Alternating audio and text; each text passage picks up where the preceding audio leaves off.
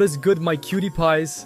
Today we're showcasing a script for Blox Fruits, which has been recently updated. It has an amazing level farm and a lot of other unique features of its own. Stay tuned.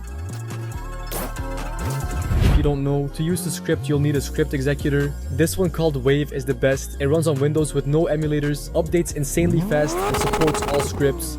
There are tutorials on my channel for how to get Wave titled How to Exploit, so just check them out. If you can't afford Wave because you're broke, that's fine. I recommend you check out Codex. Codex can be used for free if you go through the key system to grant you 24 hours of use, but if you want to skip the waiting and ads, you can purchase premium. On rowexploits.com, Codex and Wave can be purchased. Codex starts at only $5 while Wave starts at $7. Getting the script is very simple. Just go into the script hub in Codex or Wave and search for Blacktrap and execute this one.